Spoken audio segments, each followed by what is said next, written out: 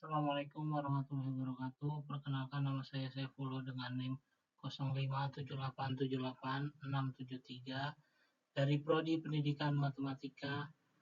Hari ini ingin menjelaskan tugas ketiga filsafat ilmu dengan tema pilar-pilar pendidikan dan relevansinya di era digital.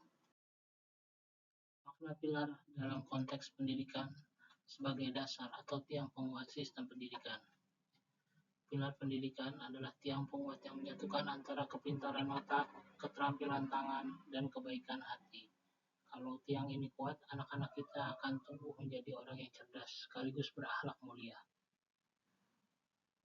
Makna pilar dalam pendidikan itu seperti tiang pondasi rumah. Agar rumah itu kuat dan tidak roboh saat ada badai seperti perubahan zaman atau teknologi, rumah tersebut butuh tiang penyangga yang kokoh. Ada 3 fungsi utama dari pilar pendidikan. Yang pertama, penentu arah yang berfungsi menjaga agar sekolah punya tujuan yang jelas. Kemudian, cara belajar berfungsi mengatur cara belajar di kelas yang benar. Anak tidak cuma disuruh menghafal materi, tapi diajari cara memahami ilmu dan mempraktikannya di dunia nyata. Cara mengenali bakat diri sendiri dan cara bekerja sama dengan orang lain.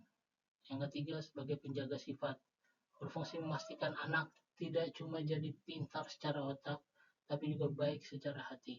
Pilar ini gunanya agar ilmu yang didapat di sekolah digunakan untuk menolong orang. Selanjutnya, prinsip dasar pendidikan menurut Ki Hajar Dewantara. Yang pertama, ingat sosum tulodo, di depan menjadi teladan. Anak-anak itu peniru yang hebat, jadi kalau kita ingin anak menjadi jujur, sopan, ataupun rajin, kita sebagai orang dewasa harus mencontohkan sikap itu duluan, lewat tindakan nyata, bukan cuma lewat omongan. Yang kedua, ing madya mangun karso, di tengah membangun semangat. Kita tidak boleh merasa paling pintar atau menjaga jarak.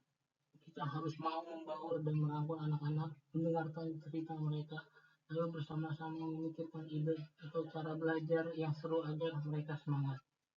Yang ketiga, tuturi hendayani, di belakang memberikan dorongan. Jangan semua hal diatur atau disetir oleh kita. Berikan anak-anak kepercayaan untuk mencoba dan mandiri. Tugas kita adalah mengawasi dari belakang, menjaga agar mereka tidak jatuh, dan memberikan dorongan semangat saat mereka ragu-ragu. Analisis relevansi dan tantangan penerapan prinsip Ki Hajar Dewantara dalam era digitalisasi. Yang pertama, menjadi teladan. Relevansinya, saat ini anak-anak butuh contoh bagaimana cara memakai internet yang sehat. Guru dan orang tua harus menjadi contoh duluan. Misalnya, dengan tidak berkomentar kasar di media sosial dan tahu waktu kapan harus menaruh HP.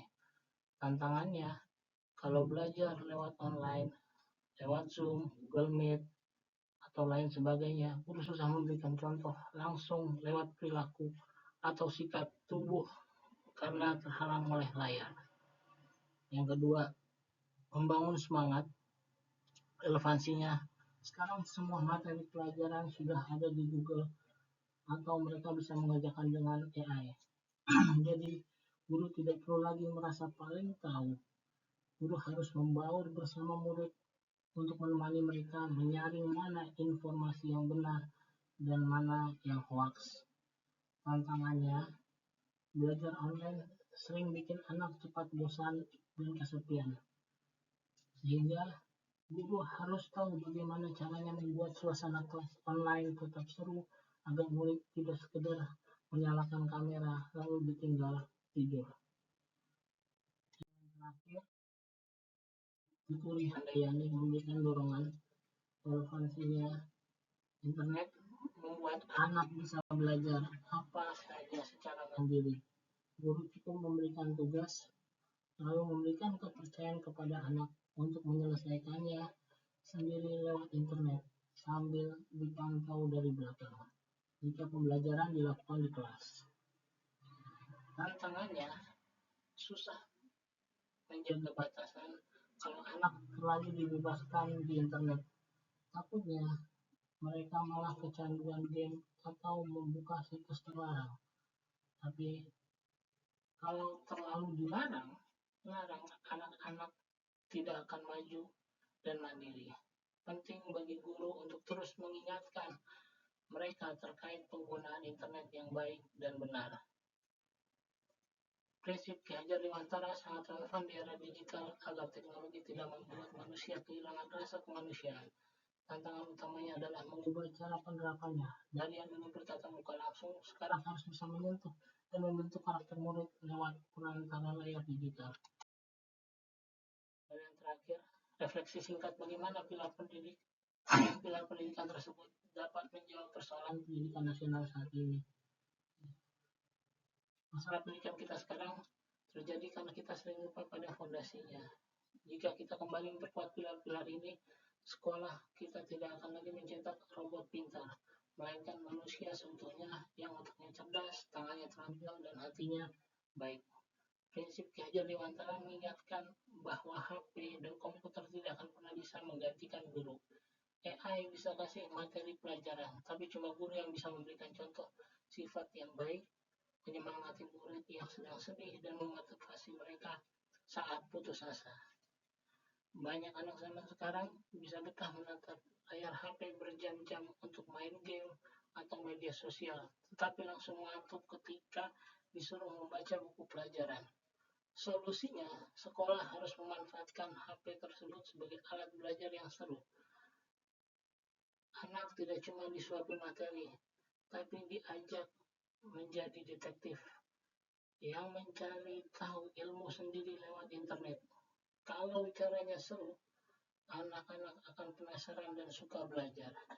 Semua masalah baru yang muncul di era modern ini, mulai dari kecanduan gadget sampai mental instan, tetap bisa disembuhkan kalau kita kembali ke pilar dasar pendidikan.